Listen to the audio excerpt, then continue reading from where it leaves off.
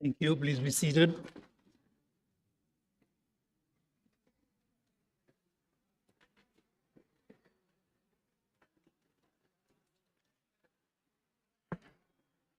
Good afternoon, honorable members, or should I be saying good late afternoon?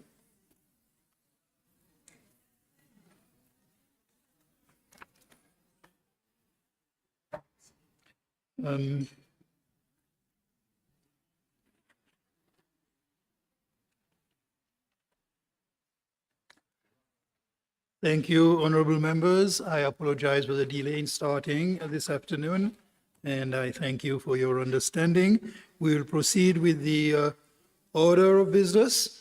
Madam Secretary General, would you please read the next order for the day? Motion for the adoption of the report of the Standing Committee on Human and Social Development and Special Programs on strengthening sexual and reproductive health and rights in the context of climate change and emergency situations. Thank you. I will now call upon the chairperson of the Standing Committee on Human and Social Development and Special Programs, the Honorable Rosie Bistoke, to move the motion. Thank you, Mr. President. Good afternoon, Mr. President. Good afternoon, all honorable members and the SADC Secretariat, SG. Mr. President, I beg to move that on the 53rd Plenary Assembly do adopt the report of the Standing Committee on Human and Social Development and Special Programs laid on the table on behalf of the House on the 4th of July 2023. Thank you. I call for a seconder. Is there any seconder?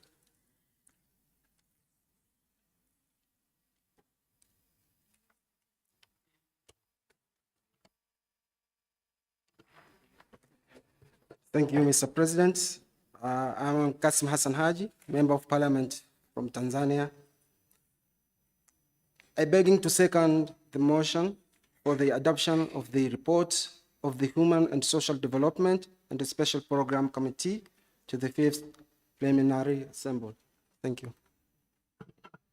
Thank you. I call upon Honorable Bistoke to present the report, and please remember that for the sake of time, if you, in your good judgment, you see how to summarize that,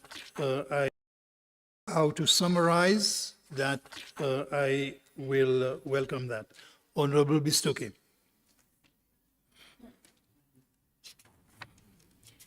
Mr. President, as I rise before you today to move the adoption of this report, it is an immense privilege to present to you the culmination of our collective efforts in advancing human welfare, social development, and special programs within the SADC region. The committee, enjoyed by its mandates espoused in the terms of Rule 42E of the Rules of Procedure, convened ahead of the 53rd Plenary Assembly on the 9th of May 2023 to deliberate on issues on concern of the region under the theme Strengthening Sexual Reproductive Health and Rights in the Context of Climate Change and Emergency Situations. Mr. President, mindful of the fact that the heart of SADC regional interaction lies the commitment of prioritize the well-being and prosperity of the region's people, the members of the committee remained alive to the knowledge that they bear the responsibility of addressing the multifaceted challenges faced by the citizens of the region and ensuring that every citizen has the equitable access to opportunities and quality services. To that end, this report reflects that the committee's unwavering commitment to promoting gender equality and empowering women in all spheres of life. It showcases the progress made in creating an enabling environment for women to be central in disaster management, combating gender-based violence, and increasing their access to key sexual reproductive health services during emergencies. It is clear to the committee that by harnessing the full potential of women, SADC can unlock a pathway towards sustainable development and social progress. Mr. President, as noted earlier during the meeting, the committee received a presentation from an expert whose thrust was on the need to strengthen disaster management while stimulously mainstreaming sexual reproductive health in emergencies. Pursuant to this, and based on the deliberations following the presentation, the Standing Committee on Human and Social Development and Special Programs, cognizant of the constitutional and sacrosanct mandate to objectively legislate, represent, oversight, and budget placed upon parliamentarians of the SADC region, reaffirming that in discharging this mandate, parliamentarians are obliged to protect and promote the environment of human rights, including sexual reproductive health, irrespective of the physical, geographical, and socio-economic environment. Concerned that due to evident and other imminent threat of climate change on the SADC region, extreme weather events have become more frequent, catastrophic, and more complex to predict, prepare for, respond to, and recover from. Further concerned that these catastrophic events have increasingly threatened the full and effective promotion, protection, and enjoyment of fundamental human rights, including sexual reproductive health. Observing that these catastrophic events have also disrupted the sexual reproductive health commodity supply chains. Acknowledging that young girls and women continue to bear the protracted burden of disaster response and recovery, but they have not been adequately capacitated to effectively respond. Encouraged that most countries in the SADC region have disaster management frameworks and national preparedness plans that provide for the capacitation of communities to be able to prepare for, respond to, and recover from the disasters. However, concerned that these frameworks, plans, and policies are silent on the intersections between sexual reproductive health, climate change, and disaster risk reduction, as well as provisions to promote and protect the full enjoyment of sexual reproductive health in emergencies. Accordingly, the committee recommended to the 53rd Plenary Assembly to urge SADC member states to purposely and continuously pursue the respect, protection, and promotion of all fundamental rights, irrespective of the states of the physical, geographical, and socioeconomic environment. This must include the respect, protection, and the promotion of sexual reproductive health in all emergency situations. Call upon parliamentarians in the SADC member states to ratify, domesticate, and/or adopt the various international, continental, and regional frameworks, such as the SADC Framework for Disaster Risk Reduction 2015-2030, the African Regional Strategy for Disaster Risk Reduction 2016-2030, the SADC Disaster Risk Reduction Strategic Plan 2018-2030, and the SADC Gender Responsive Disaster Risk Reduction Strategic Plan and the Action Plan 2020-2030. These frameworks are anchored on a rights and gender-based approach to disaster management, despite being implicit on sexual reproductive health and rights, especially when it comes to disaster. Implore the parliamentarians in the SADC states to progressively review and reform their domestic legislative and institutional frameworks to incorporate the evident and inextricable interlinkages between sexual reproductive health, climate change, and the disaster management, with a particular and deliberate focus on the promotion and protection of the sexual reproductive health in emergencies. At the same time, encourage parliamentarians to urge SADC member states to strengthen inter-country coordination by adopting good practices outlined into the SADC Regional Disaster Risk Reduction Framework. This framework aims to strengthen disaster risk reduction capacities within the SADC member states by promoting coordination, information sharing, capacity building, and the implementation of disaster risk reduction measures at the regional level, at the national level, and of course at the community levels. implore parliamentarians to encourage SADC member states to adopt a bottom-up approach to disaster management with a particular focus on young women, girls, traditional and religious leaders. It also urged SADC member states to allocate adequate financial resources towards the strengthening of the disaster response while ensuring that there are adequate sexual reproductive health commodities. This must include financial support for the provision of the minimum initiative service packages, or MISP, for sexual reproductive health in emergencies, and the establishment of one-stop shop center for the provision of sexual reproductive health kits during emergencies. It's also called upon SADC member states, in conjunction with the higher and tertiary education sector and relevant partner organizations, to develop disaggregated data collection tools necessary to conduct community-based vulnerability assessments. These findings from these assessments will allow for relevant and targeted interventions, including the provision of sexual reproductive health commodities during emergencies. It's also draw attention of the SADC member states to the reality of the growing interlinkages between sexual reproductive health, climate change, and disaster risk reduction, which have disproportionately affected women and girls. It also urged the SADC-PF to develop guidelines for minimum norms for the promotion and protection of sexual reproductive health in emergencies. As I conclude, Mr. President, let me make a clarion call to each parliamentarian present here today to continue to advocate for the implementation of the recommendations outlined in this report, knowing that it is through our collective action that real change can be realized. I am confident that with our continued dedication, collaboration, and unwavering commitment to the well-being of our people, we will shape a future where every citizen of the SADC region can thrive, prosper, and enjoy the fruits of our collective progress. Mr. President, I beg to move. Thank you. Thank you, Honorable Member. I shall now allow the seconder, Honorable Kassim Hassan Haji, to present his seconding speech on the motion. Thank you, Mr. President.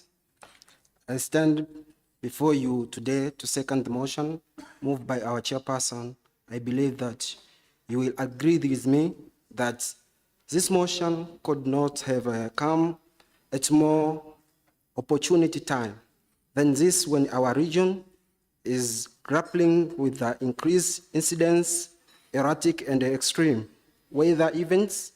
Mindful of that, allow me from the onset to underscore the urgent need to improve disaster management in the SADC region.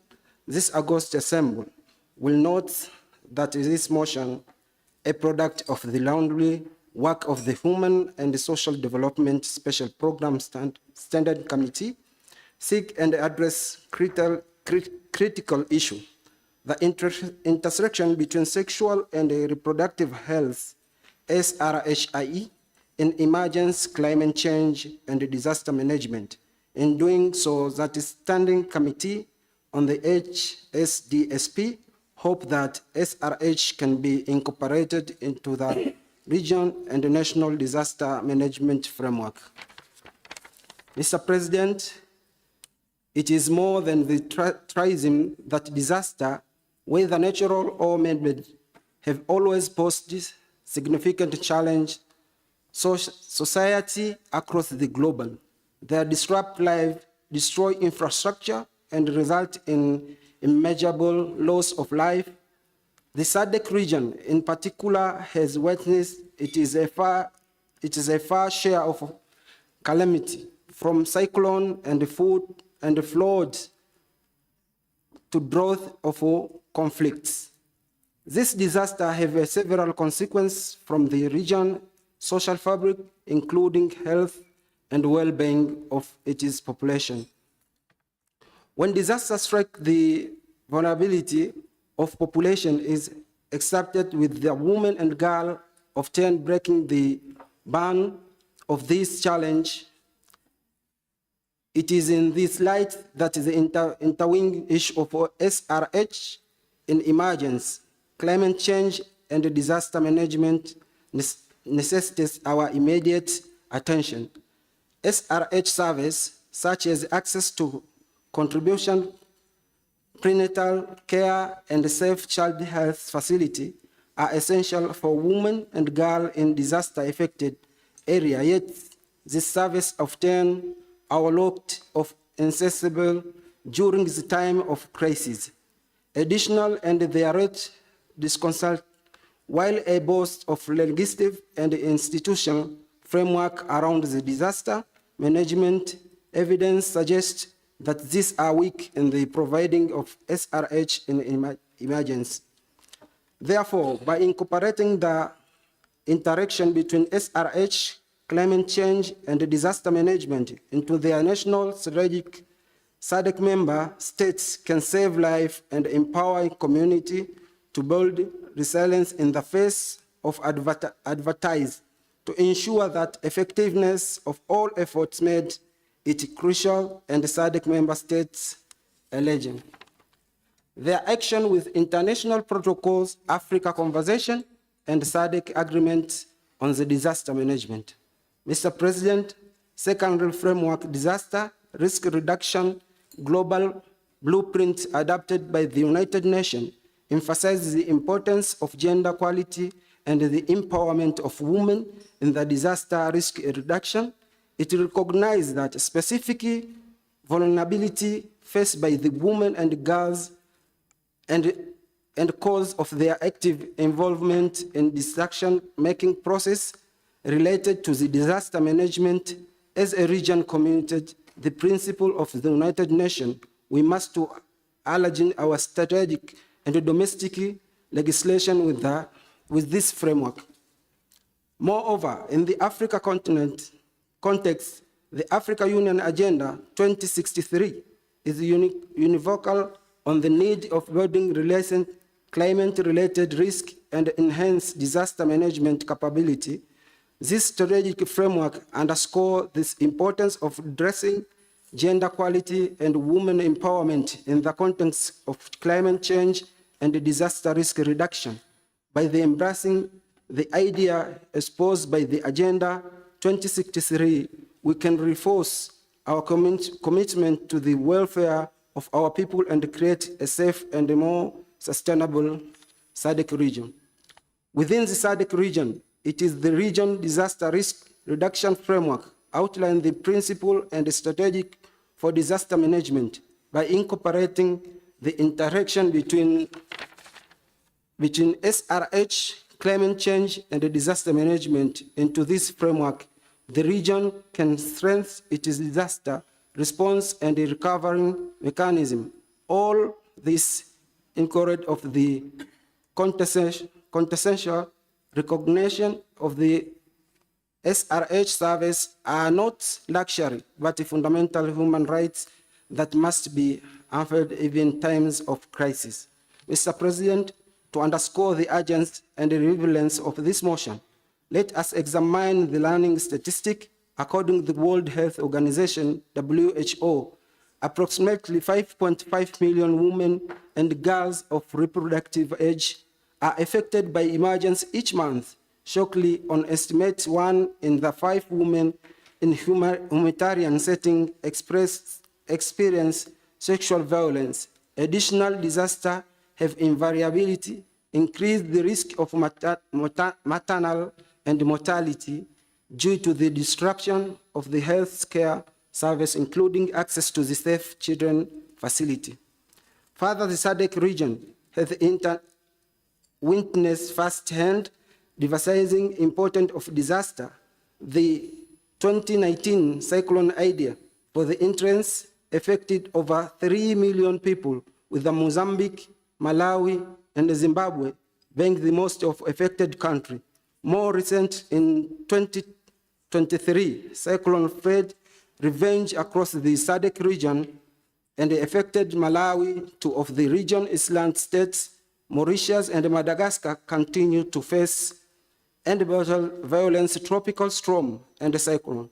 I cannot overemphasize That fact that after months of these catastrophic weather events highlighted in the vulnerability faced by women and girls, including inadequate access to SRH service and the heightened risk of sexual and gender-based violence. Mr. President, going forward, therefore, our regional and national legislative and policy from the must our guiding starts in champion the right of women and girls, ensure that even mindset that choose of disaster, their access to essential SRH service remain unyielded. As a parliamentarian of region, let us advocate for the integration of SRH into disaster management strategic, recognize that the well-being of our community depend on the empowerment and the health of all its members. But our task does not end here. We must foster collaboration transcending border and bordering, engage regional partner and international ally in our quest for our safe. More credibility further, together we can building a world their disaster do not prepare towards SRH inadequate and vulnerability, but become opportunity for resilience and empowerment. As I conclude, I call on each one of us to be mindful that we are enjoy to the agents of change, that architect of relations and the champion of the future, where SRH is not small and afterthought, but in cornerstone of disaster management in the SADC region. Mr. President, I second the motion and I thank you. Thank you, Honorable Member. On the report of the Committee on Human and Social Development and Special Programs. From the very onset, Honorable President, you realize that you cannot talk of any social protection programs without having the face of a person. And you cannot also talk about social protection programs without the face of a woman. Where there's a woman, there's a human being, which means therefore there's a youth, there's the father, there's the family. Without actually taking into cognizance the needs of the particular human being who bears the family, who is the woman, vis-a-vis provision of social reproductive health rights in the package where we intend to actually cater for emergent situations and social protection, you would find that we will not have done justice. And also the human rights that we have been talking of since morning.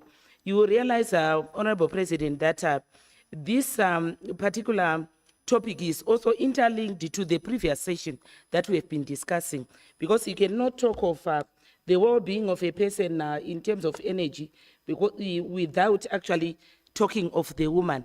I was laughing during the lunch break to say human needs are actually identified in two categories, that which suits the woman and that which suits the men. If you were to actually say women stand up, you will find that our needs are different from men. Even if it's cold here, the same temperature in the same room, you find that our needs are different because we are women. If I may be funny enough, Honorable President, just to have just the next row, this particular row in front of me, just for the honorable members, women to stand up. Just stand up, yes, just stand up. Those who can. Yeah, those who can. You see how they address the Honorable President? Yes, thank you. You see how they address? They are warmly dressed. Can I ask the men on my right in this particular row to stand up? Yes, on my right, yeah. You see, Honorable President, we have different needs. Even though we are in the same room, we are in the same climate. Therefore, our needs are identified in terms of our fragility because we are women. And social protection programs should be deliberately designed in order to suit the category of the people that are targeted for by the programs. What do I mean here, Honorable President? I mean, whenever we design programs, we should be able to reach out to the targeted group in terms of actually reaching out to the needs of that particular group. As I conclude, Honorable President, this then requires regional solidarity in terms of whoever has actually been affected by a particular problem. And in this, I take Malawi, I take DRC, I take Zimbabwe. When we had the floods, you would realize that we all ran around to actually try and promote some kind of life-saving programs. And I want to appreciate Zimbabwe because we got solidarity from the region, and Malawi did, and everyone else relies on a brother or a sister when they have faced some kind of a problem. And finally, Honorable President, I would not have done justice if I don't talk about the girl child, who is also part of the family and included, not also excluding the boy child, because a family is made up of mother, daddy, and children. I thank you. Thank you, Honorable Member. I recognize the member from Zambia. Thank you, Mr. President. My name is Julian Inyemba from the Parliament of Zambia. I thank you for this opportunity to share some thoughts around this topic. Allow me, Mr. President, to write on the protocol already established. I would also like to thank the mover and the seconder of the motion for a good report given to the honorable members. Let me not waste time, Mr. President. Let me just go straight to Zambia's intervention because a lot has been said. In the case of Zambia, Mr. President, the Republican president is the current African Union president who champions an ending to child marriages. This position, he has taken it seriously, as all his address to Parliament have outlined a practical demonstration to addressing child marriages. For instance, fighting child marriages in my country, Mr. President, by improving young people's welfare, the President and its government has introduced free education, which has enabled young people that dropped out of school to get back into school, including those who were forced into marriages. This has promoted re-entry policy. Also, Mr. President, the increase in Constituency Development Fund and guiding that a scholarship allocation to go to the youth that enables youth to acquire a skill, a life skill. This has helped young people, especially girls, to get empowered.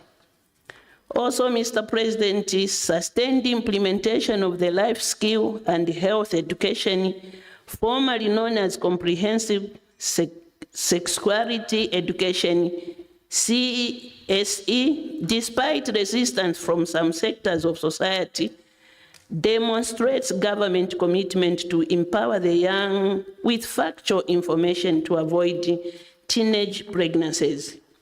Mr. President, disaster-affected areas also receive relief packages which include contraceptives.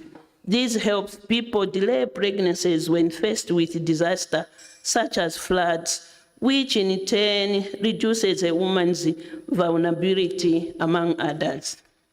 Mr. President, in terms of Parliament, Zambian Parliament, interventions on this matter, I must state that we have been very vibrant. In the interest of time, allow me, Mr. President, to highlight a few of the actions which we have taken as a country as follows.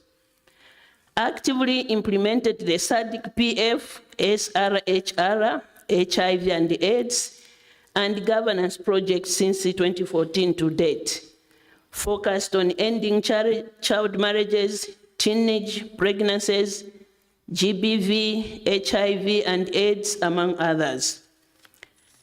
There are several laws which have been passed into our country to promote SRH, which include Children's Code Act 22 that criminalizes child marriages and clearly protects children by defining who is a child in Zambia. The National Health Insurance Act 2, number 2 of 2018, that secured health financing vis-a-vis sexual reproductive health services for the young, such as contraceptives, among others. There is also, Mr. President, an Anti-Gender-Based Violence Act of 2011 and Gender Equity and Equality number 22 of 2015, among others. Enhanced oversight on SRH through all parliamentary committees, as these are cross-cutting issues. There is also, Mr. President, an establishment of Parliament caucus on SRHR, which has led to deep interventions on the matter.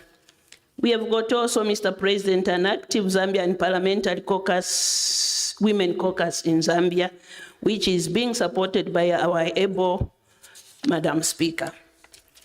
To conclude, several capacity building engagements for parliamentarians, and we have established a strong partnership with civil society organizations such as UN agencies and several international organizations on SRHR. With these few remarks, Mr. President, I recommend that the report be adopted. Thank you. Thank you, Honorable Member. I recognize a member from Lesotho. Thank you, Mr. President. My name is Pinky Manamolel from Parliament in Lesotho. I strongly believe that there's a need to prioritize aspects of human and social development that would promote sexual and reproductive health rights, and more especially during times of emergencies in the context of climate change. Evidence has shown that women and girls are at increased risk of sexual violence and unintended pregnancies. Childbirth is fraught with danger. The rate of maternal death and injury in crisis zones almost double the world average. But preventing unintended pregnancies remains challenging for too many women and girls. Mr. President, honorable members, key interventions to increase access to and use of sexual and reproductive health and rights services are known, and it is in the responsibility of honorable members to improve women's access to sexual and reproductive health services, as they are well placed to promote gender-sensitive health and, in particular, sexual and reproductive health and rights policies through legislative mandates, acting as public role models or spokespersons for gender equality and public openness about sexual and reproductive health and rights. Additionally,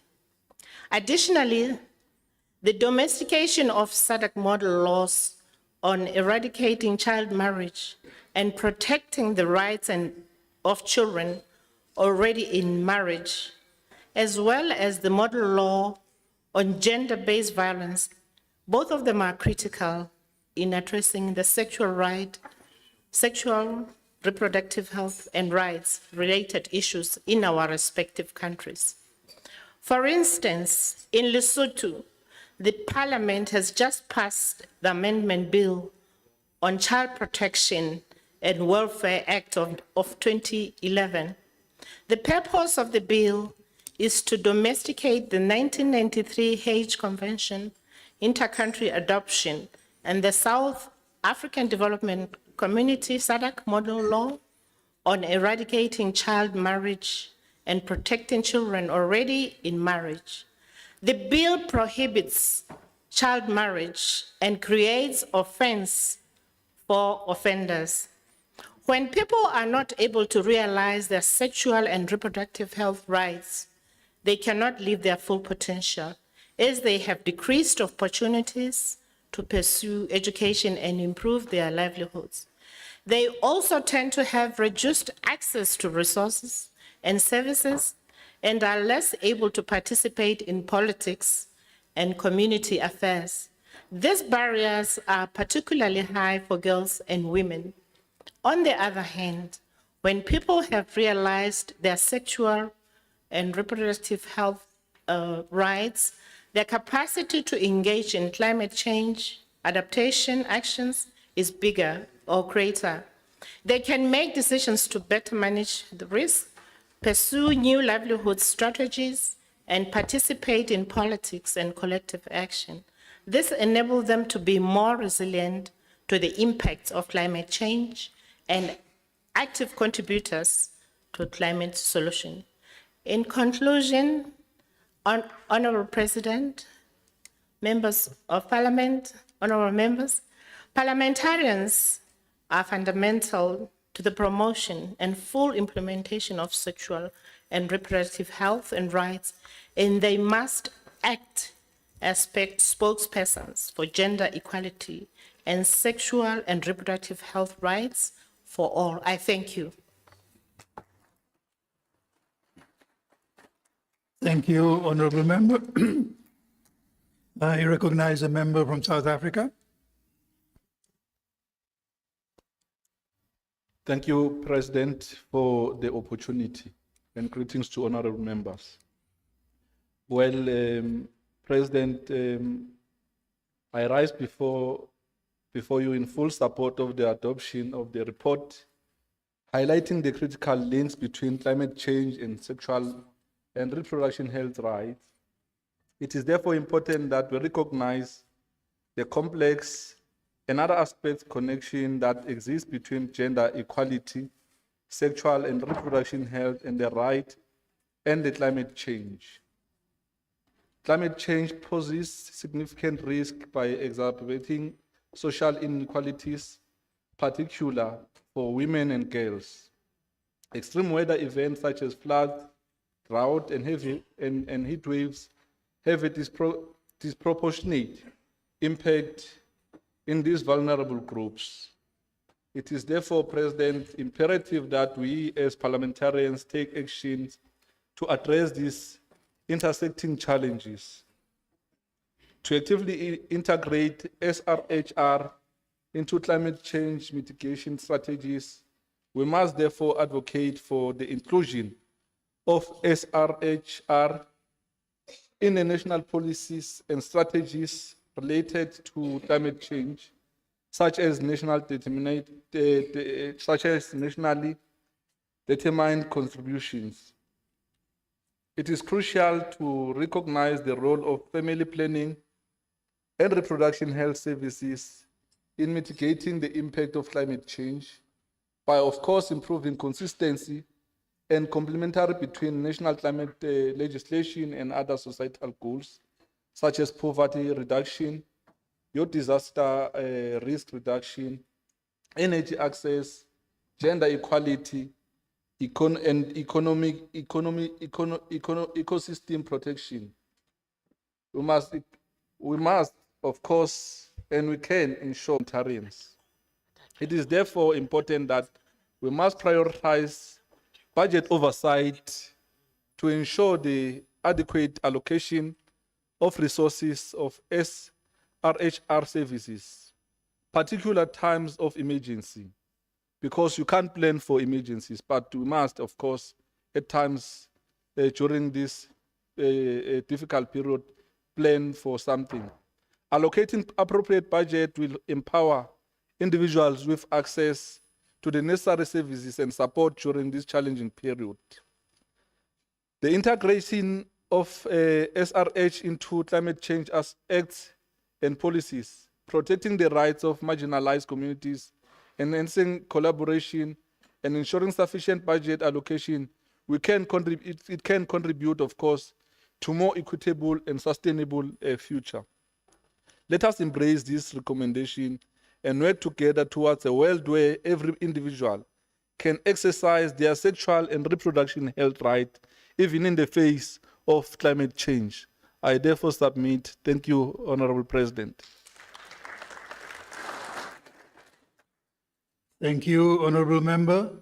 With that, I will conclude the debate, and I will call on the mover of the motion to respond.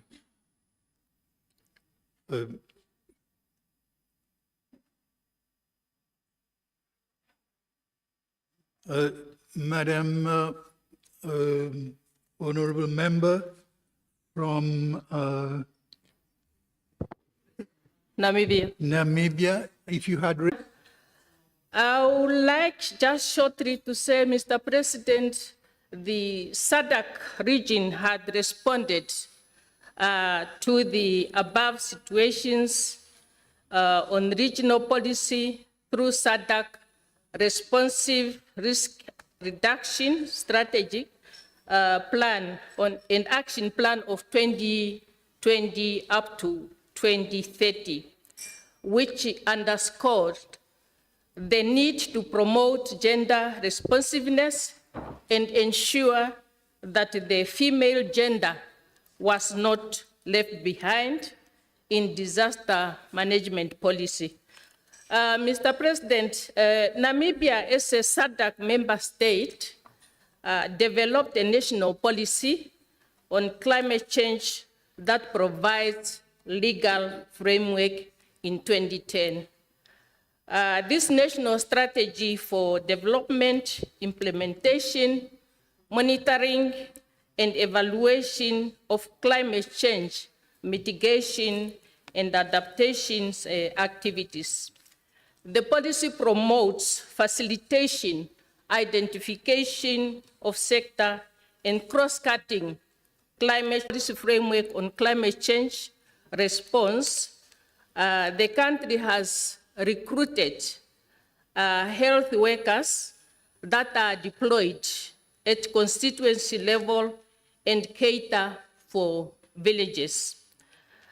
This group bridge a gap of bringing health services to the vulnerable group within communities that are far located from health facilities. We also have a program, Mr. President, on distribution of sanitary pads to school-going girl child in Namibia. And in the nutshell, Mr. President, Namibia's role in response to strengthening sexual and reproductive health and rights in contents of climate change and emergency situation when calamity strike. Adaptation measures are required at different levels of governance and management oversight. And as a region, we need to continue and concentrate on climate change governance, promote research, education, awareness raising, and advocacy, promotion of national, regional, and international cooperation, to mention just a few. And with these few remarks, Mr. President, I support the report. I thank you.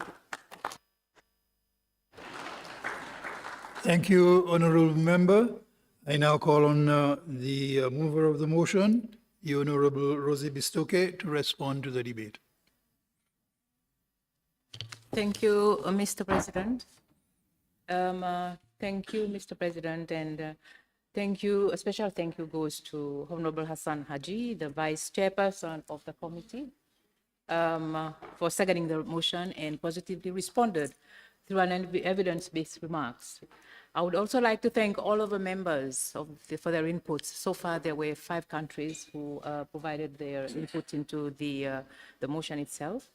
Thank you, all members who contributed towards the motion. Mostly your contributions were mostly interventions based on complementaries or probably comments, which were very helpful. There were no questions. All your contributions have been very much appreciated. But if I go back to the debate, most of the speakers provided very constructive contributions towards the motion.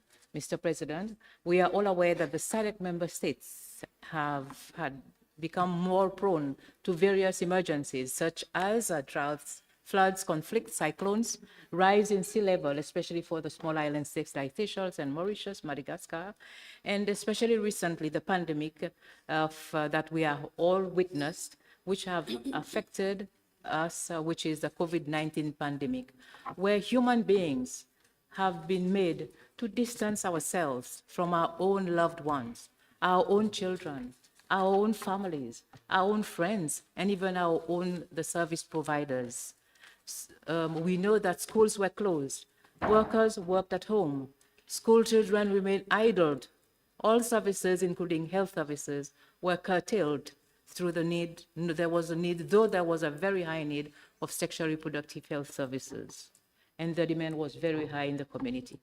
Neglecting reproductive health in humanitarian settings have always consequences, and we have witnessed marked increase in gender-based violence, domestic violence, rape, increase of new cases of HIV and even AIDS or other sexually transmitted infections. We have in fact witnessed also the high rates of teenage pregnancies, unsafe abortions, maternal mortality, neonatal and child mortality or morbidity. These were due to lack of sexual reproductive health services during the pandemic, especially the COVID-19 epidemic. Mr. President, providing comprehensive sexual and reproductive health services care to all members of the crisis-affected population is an overarching goal of the health sector for saving lives. If financial, like one of the countries spoke about the financial issue, I think it was South Africa, financial, human, and maternal resources are available at the onset of an emergency, implementing minimum initial service package, that is the MISP, should be aimed at the aim of the sexual reproductive health response. But all of us here present here today, we all know we are being presented by our countries. When faced with social crisis, governments, most governments, tend to deprioritize sexual reproductive health, and resources are diverted towards other critical population needs. Therefore, Mr. President, it is vital for the SADC member states to take urgent steps to ensure the mainstreaming of sexual reproductive health in emergencies, in disaster risk and reduction frameworks, laws and policies for our region to achieve universal health coverage and sustainable development goals, goal 3, especially by 2030. Mr. President, after all, sexuality is a very essential part of being human. And no man, no woman, all of us here in this room are never too old to be sexually active. Thank you.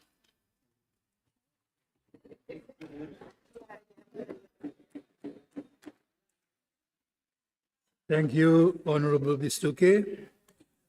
I now put the question that the report of the Standing Committee on Human and Social Development and Special Programs be adopted. Are there any objections? There being no objections, the report of the Standing Committee on Human and Social Development and Special Programs is duly adopted.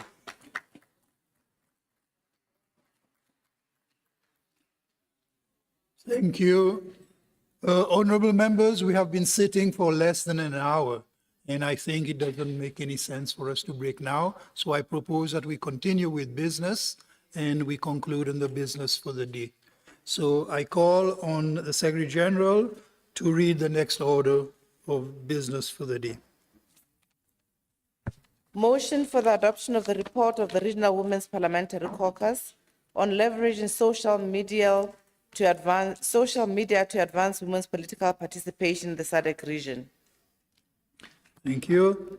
I call on the chairperson of the Regional Women's Parliamentary Caucus, the Honorable Regina Esparon, to move the motion.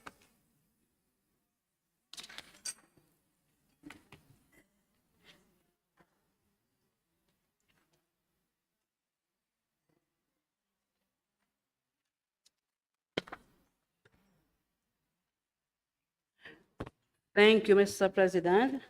Mr. President, I beg to move that the plenary assembly do adopt the report of the Regional Women's Parliamentary Caucus laid on the table of the House on the 4th of July, 2023. Thank you. Do we have a seconder? Honorable member from South Africa. Thank you very much, Mr. President. Kensani is my name. Those who love me most, they call me Mama Kate. Bilankulu is my father's name. Yes, Mama Kate. I will rise to second the move by the chairperson of the motion of the adoption of the report of the Regional Women's Parliamentary Caucus to the 53rd Plenary Assembly. So I submit, Mr. President. Thank you. Thank you. The motion has been seconded. I call on the mover of the motion, Honorable Sparrow, to present the report. Thank you, Mr. President. Mr. President, the Regional Women Parliamentary Caucus met on 11th of May 2023 and received training from 2 resource persons from SADC Youth Forum under the theme Leveraging Social Media to Advance Women Political Participation. Mr. President, the media in general plays a very important role in disseminating information in society and can help to shape citizens' opinion, views, and action on any subject matter. As we can all recall, in the past, politicians campaigned through newspaper, radio, direct mail, and television. The past few decades has seen a radical change, with less traditional media playing an increasingly important role in electoral campaign, regardless of which media is used. It goes without saying that limited or biased media reporting can affect the career prospect of women in politics if it is left unchecked. It is also a fact that social media can help level the playing field in politics, where money and access to formal communication channels pose huge barrier to new entrants, especially women. Mr. President, the broad objective of the training on the use of social media was to build the capacity of female MPs to utilize social media and related ICT tools and manage limitations associated with its use. Mr. President, by undergoing the training, women parliamentarians were exposed to various types of social digital platforms that they can use to amplify their voices and increase their visibility. These include Twitter, Facebook, LinkedIn, Instagram, WhatsApp, YouTube, Snapchat, Weibo, and TikTok, among others. Mr. President, the members of the caucus were further oriented on the benefit of using social media for advocacy and communication. The training covered issues such as increased outreach and visibility, real-time engagement, cost-effectiveness, targeted messaging, and amplifying women's voices by making it possible for women to share their experiences, opinion, initiatives, and allowing their voice to be heard. Mr. President, the training also brought to the fore the challenges associated with the use of social media, namely online harassment and abuse that may discourage women political participation. Fake news and misinformation were also highlighted as future challenges associated with the use of social media, as they have the potential to disrupt political campaign and could even amount to character assassination for an aspiring candidate. Mr. President, additionally, the digital divide was also highlighted as a challenge, whereby limited internet access and low digital literacy in certain regions may hinder the effective utilization of social media for advocacy. It was also noted that there exists a digital gender divide where girls and women often have less access to technology and the internet compared to boys and men. And a generational divide, digital divide where young people are more reliant on social media and more convinced of the benefits of life online compared to the adult. Furthermore, the member bemoaned that many social media platforms were either not easily accessible or not available to the rural population due to the absence of internet connectivity and electricity, while some constituents may not have access to the gadget necessary to access social media. Mr. President, the training included a session aimed at equipping the women parliamentarians with ways of managing social media.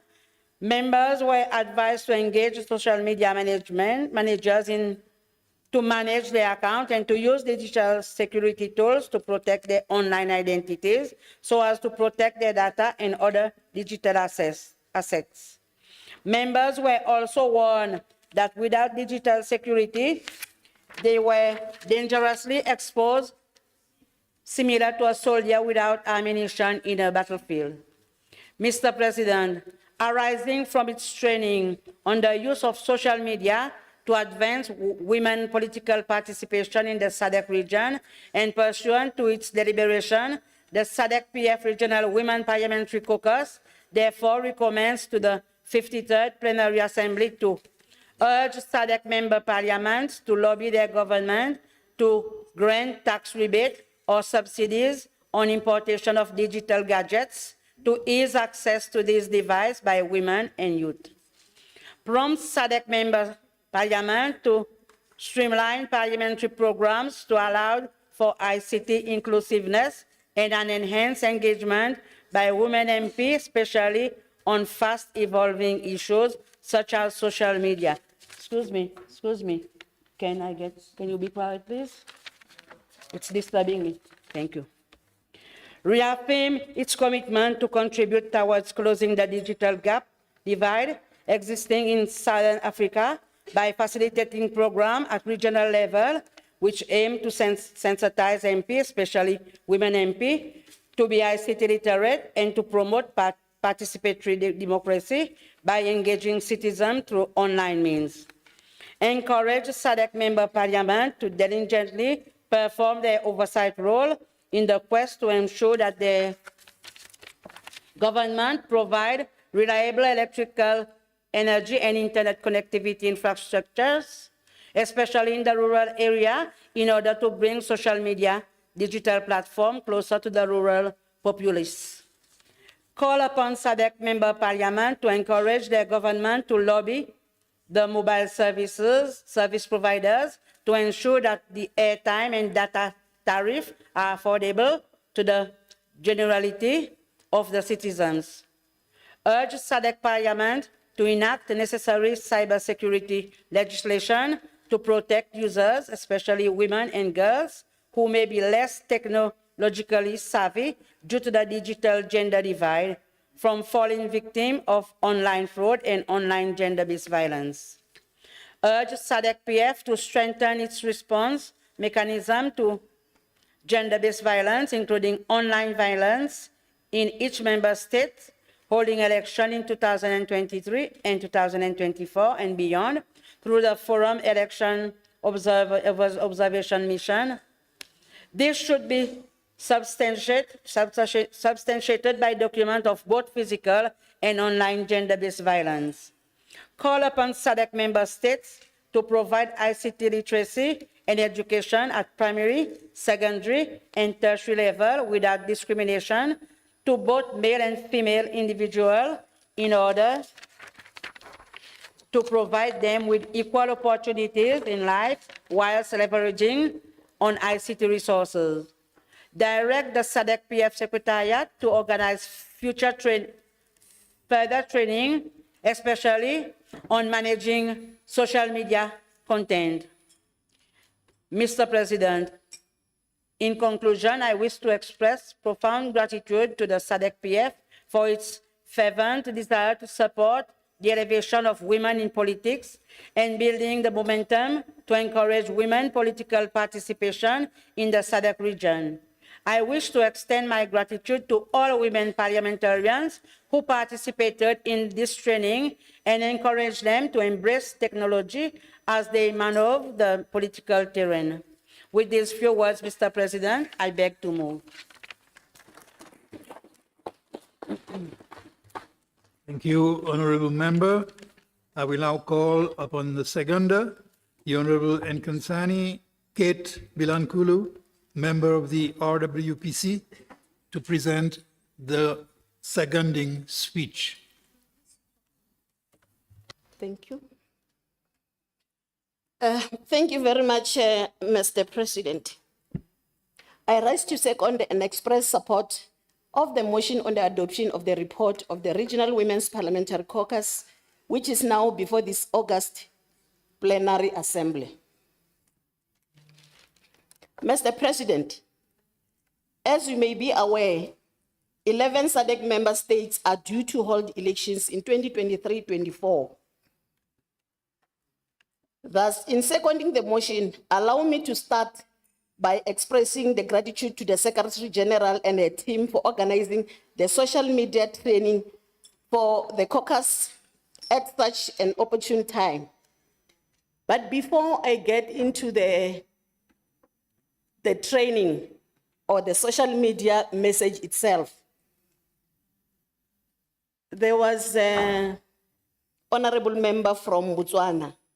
He raised the issue of election that will be coming 2023-24, speaking on the issues of election observation mission.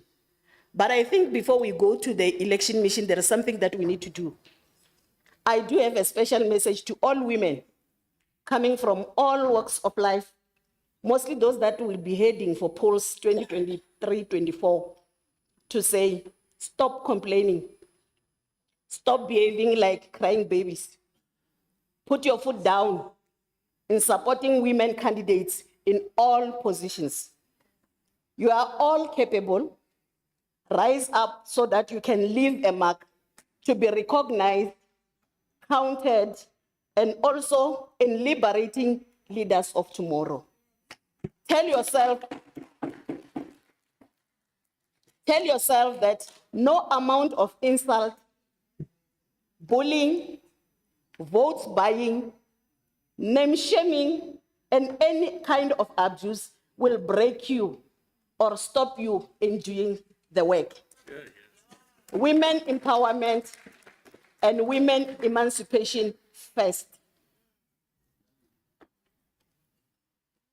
Mr. President, I'm now going to thank the SG for her bringing the light to women by taking them to that workshop. On the other hand, as a woman, I feel betrayed and undermined looking at the media house inside this August chamber today. Only men are there in front of us that are busy making sure that they cover whatever is happening in this house. And 0% of women representation. I think this needs to be corrected, Mr. President and Secretary General.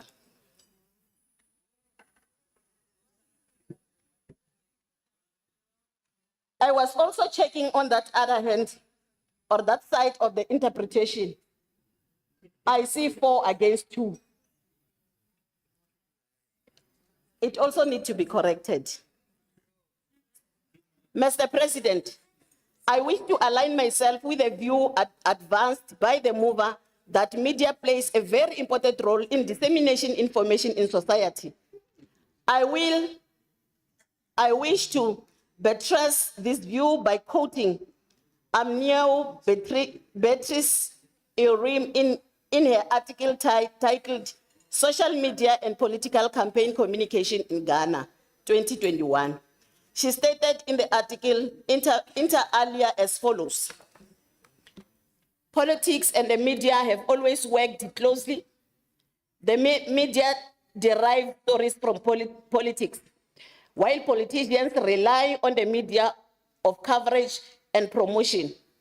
The media is responsible for information dissemination, bringing the gap between policymakers and the people, transmitting political developments, educating the society, and raising awareness of issues of importance in the society.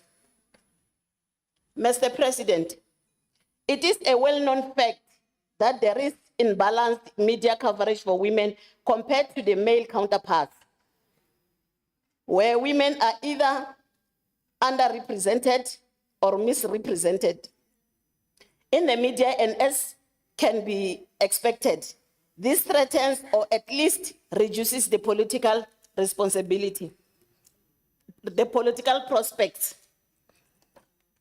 Mr. President, I also wish to concur with the mover of the motion that social media platforms have great potential to unlock women's political prospects. Chinua Achebe, in his novel Things Fall Apart, asserted that until a lion learns how to write, every story will glorify the hunter. In the context of women's struggle to have their voices heard and increase their visibility in media spaces, this African proverb is spot on. It implies until the oppressed class, which are women, learns how to read, write, and communicate with the outside world, the world will never know their viewpoint. I therefore encourage fellow women parliamentarians to harness the use of digital platforms to publish compelling stories about themselves and make brand names for themselves so that the world can recognize their worth. Furthermore, publishing stories from the viewpoint of women may help in dealing with the negative gender stereotypes often portrayed in both traditional and new media organizations. Mr. President, in seconding the motion, I would like to appreciate the limitations and risks that have been highlighted in relation to the use of social media. Of great concern is the online abuse and harassment of women. Online abuse and harassment is behavior that has threatening, intimidating, harassing, or humiliating effects on a person. It is well established that women who wish to participate or who are already in the political space are especially at risk of being targeted for online abuse, thereby limiting women's rights to express themselves equally, freely, and without fear. Mr. President, I will speak more to this subject matter because it is a global concern. Research has shown that the root cause of violence against women and girls lies in gender inequality. This August Assembly will recall that in 2008, SADC heads of state and government adopted the SADC Protocol on Gender and Development.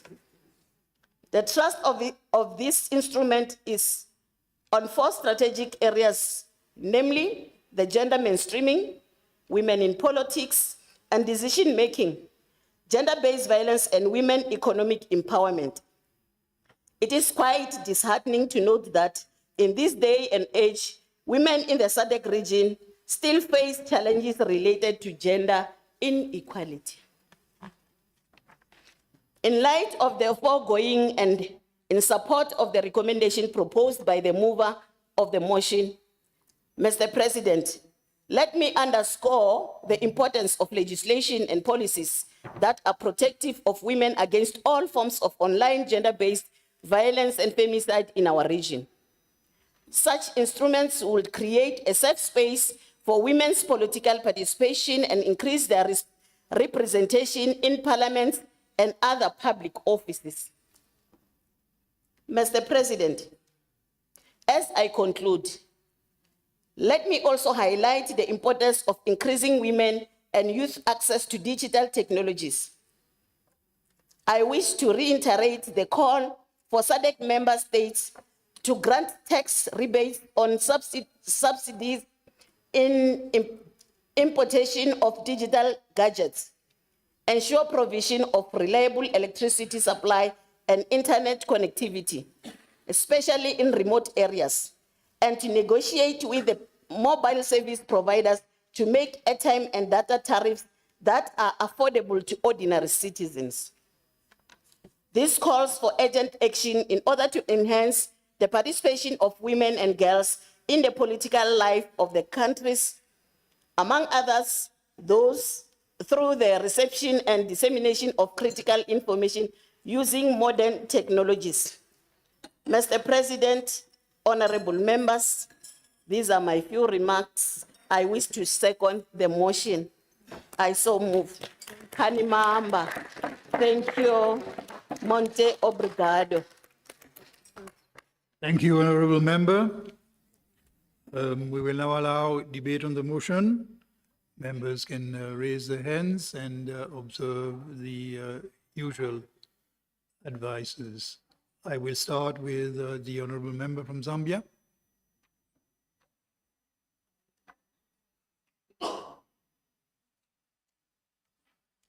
Thank you, Mr. President, for giving me this opportunity and also actually acknowledging all the protocols. As the chairperson for the Zambian Women Caucus, on behalf of my colleagues who are female members of parliament, we have a few submissions to make. And having been privileged in attending the training that was actually arranged by SADC-PF for the women parliamentarians from all the SADC states on the issue of how to use social media in the political space.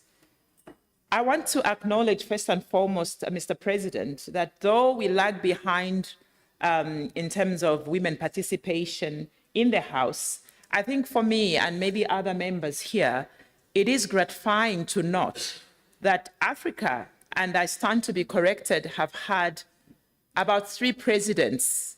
That is the former president of Malawi, Her Excellency Joyce Banda, the president in Liberia, and Her Excellency right here in Tanzania. And if I've left out another name, please, it can be added. I think we need to give our female excellencies and our women in Africa really a standing ovation compared to the West. In addition to that, as much as African countries were being known to be patriarchal, and rightfully so, we do have about 8 sitting speakers who are all female. The Speaker of the South Africa, South Sudan, Mozambique, Angola, Malawi, Tanzania, as well as Uganda, and of course our own Right Honorable Madam Speaker of Zambia. Again, this is encouraging. Did I hear Madagascar? And Madagascar. So to all our female speakers, this is great news. However, in agreeing with the mover and the seconder of the motion, it is important to acknowledge that unless we put in instruments in our parliaments, especially the quota system, will forever lag behind. And I'm saddened to report that though we have progress in parliaments like Uganda, Tanzania, and also Rwanda, I think, even though it's not in the SADC region, Speaker also, I'm adding Rwanda to the list of speakers. I've been told here, reminded. Zambia has fallen from the 19% it had of women parliamentarians in the House in 2026 to 2021 to only 15%. So from 19% to 15%. And when we compare ourselves to our colleagues in Tanzania, they are at 37%. Again, this just goes on to underscore the need for us to learn from each other and to put in measures and policies and systems that will help us reach the 50-50 parity target set by Southern Africa Development Committee, the SADC Protocol on Gender and Development. Let me hasten also to say that because of this, our parliament, through the able office of the Speaker, we have been advocating to ensure that we are no longer just a caucus of women, but we become a recognized committee in the Zambian parliament. And I think this should be an encouragement to all caucuses in our states in the SADC region to really advocate for and get the support from our speakers so that we can become institutionalized. That way, the reports can be given on the floor and what we say can actually be respected.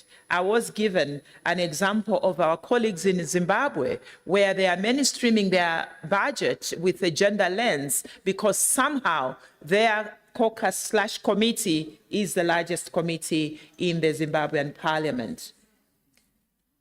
I'm also going to add that even though these are the challenges of Zambia, the President of the Republic, His Excellency Hakainde Hichilema, he's now deliberately nominating permanent secretaries and other officers in high positions to try and mitigate this gap that we are facing as a country. Let me quicken to come to the social media aspect. I think one of the additions we will add, it is important for women parliamentarians to take advantage of social media. Instead of us always feeling victims, we should be able to use social media to our advantage. For far too long, as women, as I maybe still some of what my colleague has said from South Africa, Honorable Biankulu, is that we need to stand up and use social media to our advantage than where we keep crying and always being victims. We can turn the mess in a message so that as women, we can stand out and use it to our advantage. Another point to add to social media, it is to recognize your strengths and the kind of social media tools that you use in your country. From the training that we had in South Africa, it was clear that while in Zambia, in my constituency, for example, Facebook may be popular, in another jurisdiction, it may be that you use WhatsApp, you may use TikTok and all that. And also it is important that for those that are aging members of parliament, we can use younger parliamentarians or officers or staff whom we can pay so that they can give us a print or a presence on social media. Please conclude, Honourable In Member. concluding, Mr. President, I also want to add that the Zambian Parliament, through the Parliament of Zambia and the UNDP, they are profiling the women's presence and activities in their given constituencies, and this will also be broadcasted on the Zambian television as well as radio for Parliament. These are just some of the initiatives that we can use, as well as train media personnel to become gender sensitive and help women get elected and returned in the houses in the different parliaments. I submit. Thank you, Honourable. I recognize the Honourable Member from Botswana. Thank you, Mr. President. This motion comes at a critical time for women in politics in SADC region, looking at the fact that we have a low number of women participating in politics, especially at high level, like she said. In Parliament of Botswana, women make 11% of the House, which is very, very low. It shows that women participation in high level of decision making is very low. That's why I mentioned that the motion comes at the right time to help women in politics. Mr. President, majority of women in politics are not well positioned, especially in mainstream media, because it is expensive to run campaign in mainstream, such as billboards, newspaper, and radio. Political landscape of Botswana is not that bad because mainstream media, especially private radio stations, give equal opportunities to all politicians to profile all the politicians on different radio programs. But the radios, they are not allowed to run sponsored campaign. Mr. President, I support this motion because I would like to see visibility of more women in social media. These days, every politician have social media page on Facebook, Twitter, and others, and also other accounts. Even though social media is open for everybody, women in politics, women in politics, visibility is very, very low. Maybe it's because they fear cyberbullying, which usually comes from their opponents.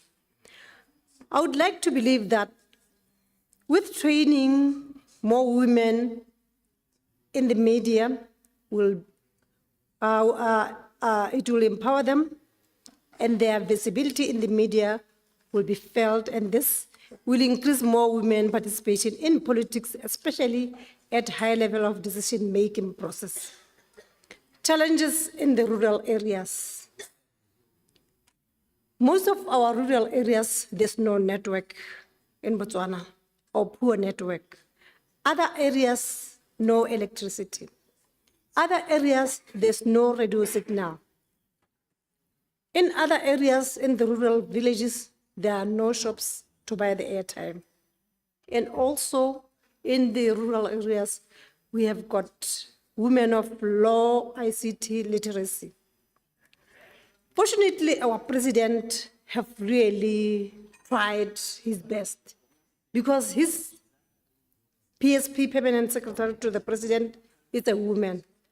Attorney General, it's a woman. Permanent secretaries, 80% are women. Even in my Ministry of Local Government, it's a woman. Mostly, the high-level position in the government is woman. So, Mr. President, I support. Thank you.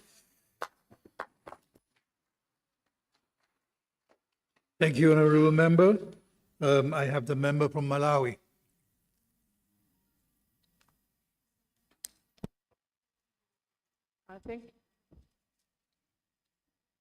Thank you very.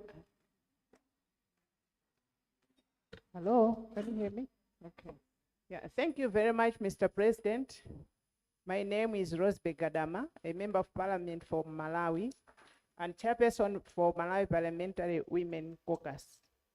But before I say anything, Mr. President, I am very much worried. Looking at the House, many members have gone out just because it is something to do with women. So, no, if you look at the back there, I said many members. I didn't say men, I said many members.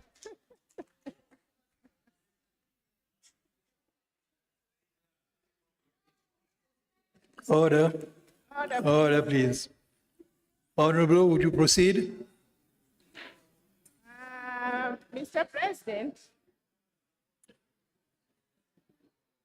Order. thank you for allowing me to put a word to the motion which has been moved by my esteemed chairperson of the Regional Women.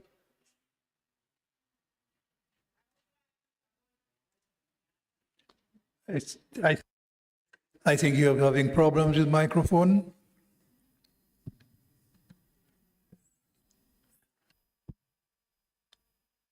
Mr. President, I would like to support the motion that, indeed, technology is a very powerful tool. In the interest of advancing women's participation in politics in the SADC region through social media and other related ICT tools, it would only be fair that we should have laws that should speak to all SADC countries as a bloc. Mr. President, I am making this comment looking at how some service providers are operating in different countries. I have Airtel company as an example. You'd find that the charging of their products are higher in other countries and slightly cheaper in other countries. Now in here, we have been hearing issues to do with hunger in many countries. A woman, as the custodian of the home, it would be difficult to buy expensive internet bundles in order to connect to the whole world. Instead of buying food for her starving family, in a way, as women, we feel we are being hindered in as far as accessing internet is concerned, because we have other pertinent issues to sort out as well. Mr. President, we can use social media as a powerful campaign tool, yes, but there comes a time when candidates must interact with their voters physically. As at times power becomes a barrier in other countries, so this gives the online meetings some limitations. Mr. President, as you are aware that this year, at least about 4 countries in SADC member states are having elections. Mr. President, our brothers and sisters from these countries need us most. This is the most critical period of their political journey, whereby they need our moral support most. Due to some challenges which come along with technology, it would only be just that some efforts should be put in place, Mr. President, by SADC to urge the rest of other member states to send their members to go to these countries to give them the necessary support they might need. More especially sending women and the youth, because they really do the needful when they are present in a space. Mr. President, let me conclude my remarks with a Chinese saying which says, talk, talk, talk does not cook the rice. We really need to solicit the necessary equipment and ingredients in order to cook the rice to our tastes. I thank you, Mr. President. Training about how to handle social media. I'm trying to imagine, because we are talking in the context of a woman, I'm trying to imagine a woman who hasn't undergone that training being able to, you know, kind of fight the bullying, the insults, and the abuses that are on social media. You really have to be very strong. I mean, I am actively on social media and I know what it takes. So sometimes it's easier said than done. Why?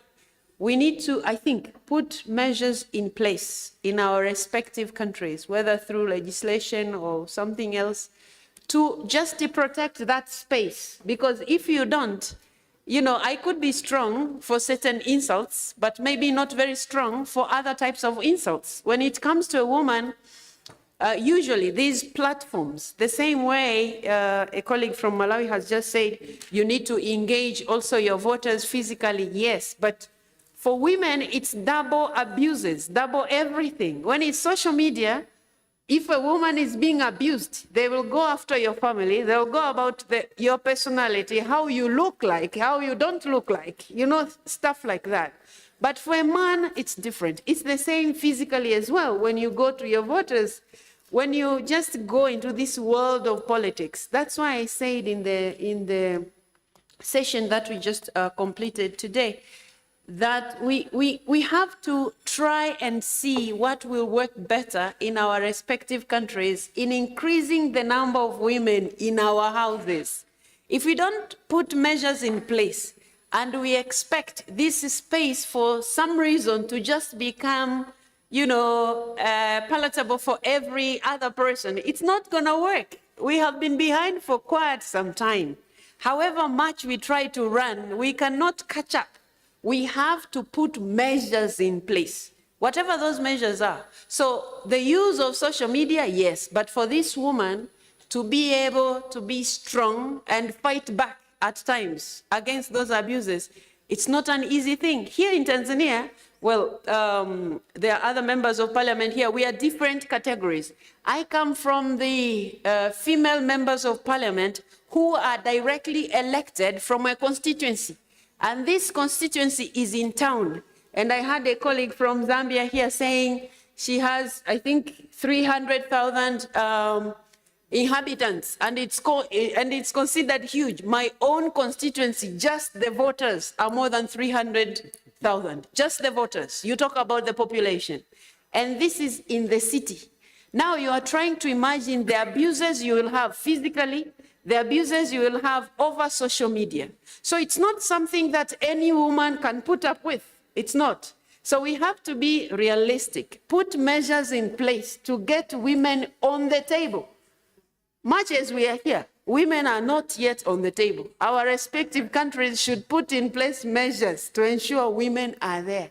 However much we talk every time about women, and I'm looking at my colleague from Namibia here, we are not yet there. We have to agree on that. So that said, I think I agree with the proposition that has been put in place. Our respective parliaments should make sure the women in those houses are trained how to use social media and how they can counterback the insults, the abuses, and everything that comes with the use of social media. Taking into account that social media is full of garbage as well. There are other people who are there, and one person can have 1,000 accounts, and they can abuse you like it's the same person abusing you, and you think the whole world is against you. So all that, I mean, we have to work hard, but definitely the report is giving us some insights where to begin from. Mr. President, thank you. Thank you, Madam Speaker. Yes, I have the member from Lesotho, who is the last on my list. Honorable member, you have the floor.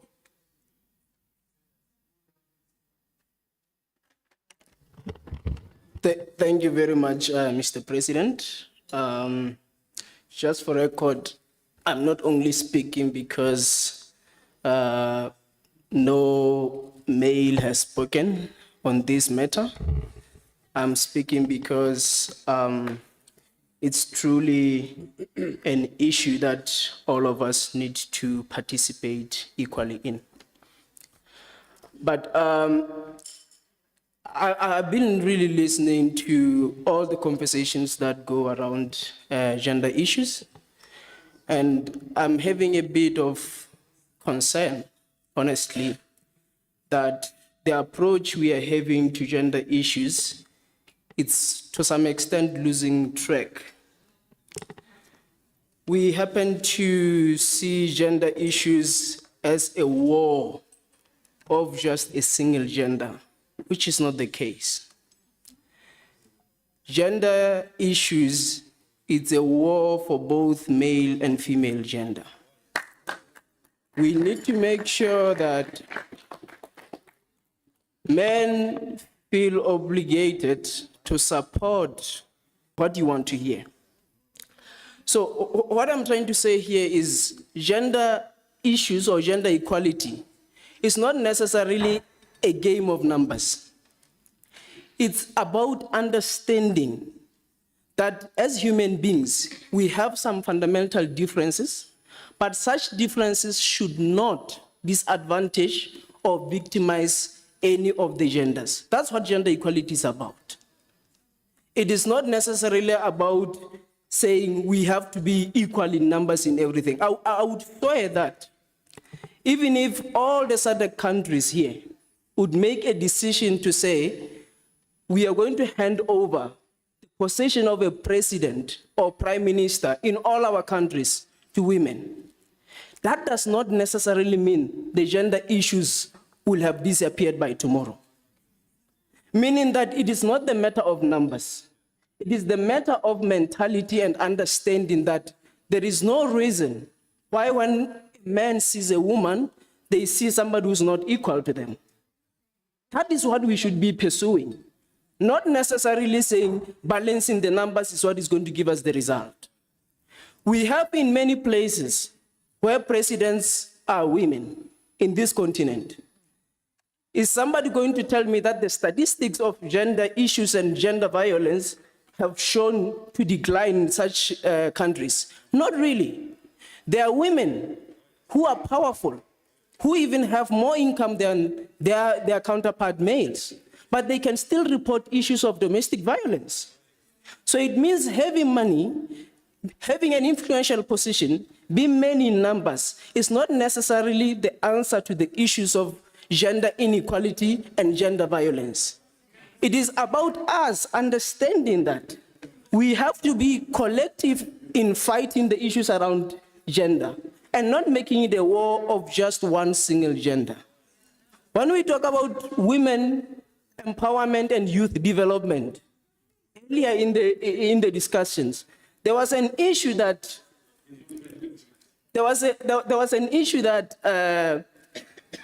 it is okay to have platforms where women discuss women issues and they're just women alone. I agree that's okay. But that does not mean men are not willing to be part of those. When we talk about youth, we talk about both men and women.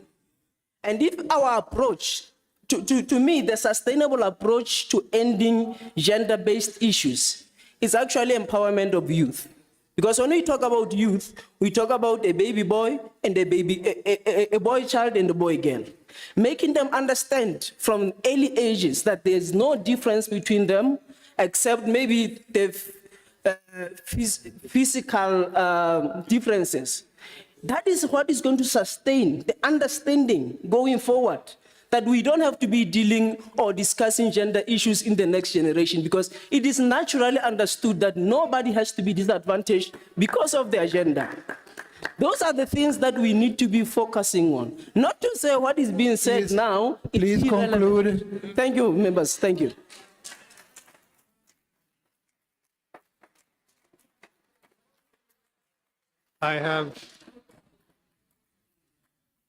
Thank you, Honorable Member. I have a number of members who have raised their hand. I will proceed. May I? But order, please. Honorable members, I know it's at the end of a long day, but let's maintain calm. I will call on the member from Namibia. Yes, thank you very much, Mr. President. My name is Vipakuye Muharukwa from Namibia. I have but quite a few brief remarks on this issue. And at the outset, I must say I'm a believer in modernizing systems. But at the same time, I'm also quite an ardent believer in the social safety nets of Africans and Africa that we originally had. So as we debate the concepts of gender, the concepts of gender equality, I think it is prudent to understand ourselves the systems that we had in place, how they maintained us, and how we need to improve them to fit in the new world. The example I want to use, I'm from the northwest of Namibia, where the Himbas come from. And I'll use an example of those very people because that's who I am and that's how I've lived. Now, my grandfather had 7 wives.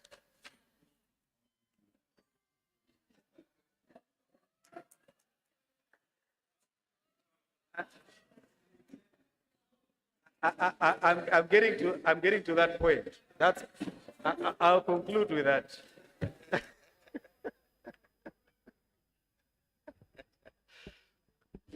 Honorable members, I feel the debate is getting off subject, and I wouldn't say out of order, but I would like you to get back to the motion and to conclude on your debate, please. Thank you. Yes, thank you very much, Mr. President. Yes, so as we interrogate the new direction in which we need to go, we should first and foremost, at our own accord, in our own initiative, study and know where we come from. The Himbas generally, talking about women empowerment and women in leadership. A typical household where a man has 7 wives, as I've just explained, each woman would get a leadership role. Each household would have its own cattle post with 100 cattle. That woman presides, or that wife presides over that household or cattle post with its field, with her kids. All of them have them. That was us as Africans, or that is us as Africans giving women power, women the right to rule. So when we interrogate these new ways, we must always, but always ensure that our ways that have kept us and have held us up to now is not destroyed for want of new things. Because at some point, we would realize that we will be going off track and we would need to go back to those very old ways that have kept us. Or perhaps have them, but have them in a modernized manner. One example of that one would want to use today, and this is the case in Namibia, where the boy child, as it's being referred to here, is in minority in all educational institutions. From school, the graduation rate at secondary school level, the completion and even the entry of the tertiary education institutions, where the boy child is in danger. So I take my brother's point from Lesotho. Please conclude, Honorable Member. Yes, Honorable President. That when we interrogate these things and when we have these initiatives, as the Right Honorable Speaker from Tanzania have said, when we have these new initiatives, we must always make sure that nothing falls in the cracks. And in my considered view, our old ways of doing things have always ensured that society does not fall behind unduly, and we should move along with them. Thank you very much. Thank you very much, Honorable Member. For reasons of time, I have to close the debate now, and I will call on the mover of the motion to respond to the debate. Thank you, Mr. President, for giving me the floor again. First, I would like to thank each and every member who intervened on the motion for the report of the RWPC. Thank you, Honorable Bilankula, Honorable Kate, for seconding the motion, and thank you to the 2 male who took the floor. Mr. President, as we evolve in this digital world, the issue of digital and social media remains a challenge for women of the African region, especially when it comes to empowering our women to better communicate through the world. And yet it is an important tool to advance women participation in political field in the SADC region. And I have no doubt that the knowledge gained through the workshop that took place in Joburg last May will be shared by relevant participants in their respective countries to advance the use of different social platforms to increase their visibility, and when it comes to election, to influence voters and get positive messages across to win the election. Mr. President, I have to say this. While we recognize that the use of various digital platforms to be effective medium for communication, we also have to be mindful that digitalization brings along other threats, and it is imperative for countries to put in place legislation to address the situation when it so happens, to protect women and girls in their respective countries and in the SADC region from these cyber threats, be it cyberbullying or cyber violence that women may encounter while using this digital platform, which can be very detrimental and very discouraging for our women and girls because often they become helpless.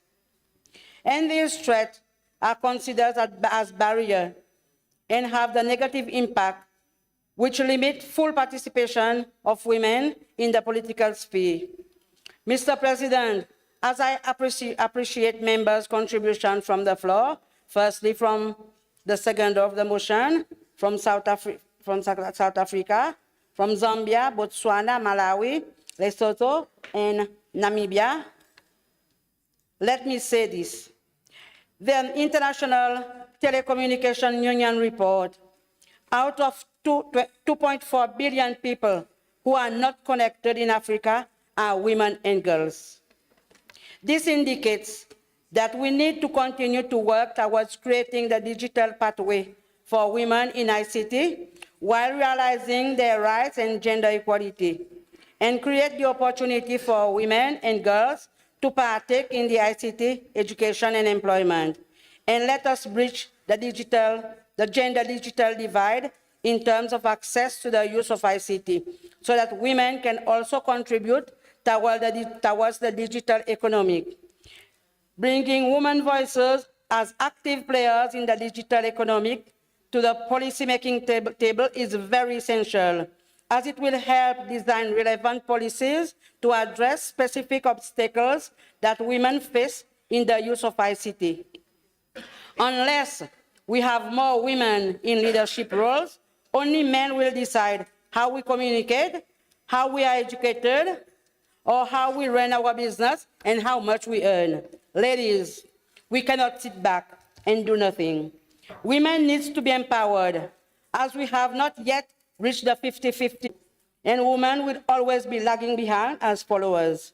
We need you men in this struggle, and if you cannot make space for us, at least help us to reach there. I thank you, Mr. President. I beg to conclude.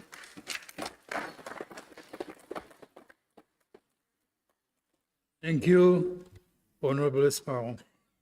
I now put the question that the report of the Regional Women's Parliamentary Caucus on leveraging social media to advance women political participation in the SADC region be adopted.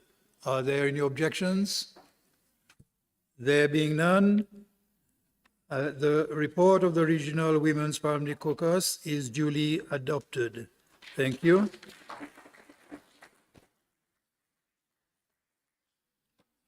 Honorable members, we have now come to the end of our business for today. I will adjourn in the plenary assembly until tomorrow, Thursday, 6 July at 9 a.m. We will rise to adjourn.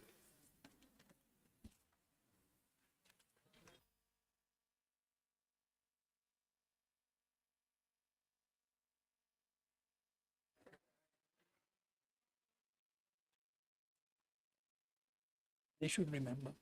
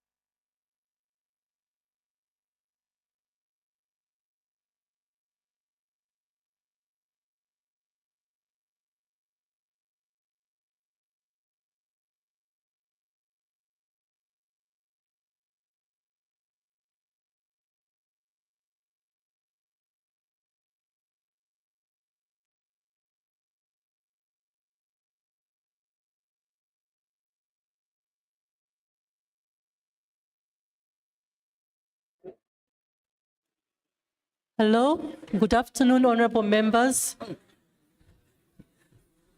heads of delegation and honorable speakers. Kindly be advised that there's a meeting with the president in the boardroom.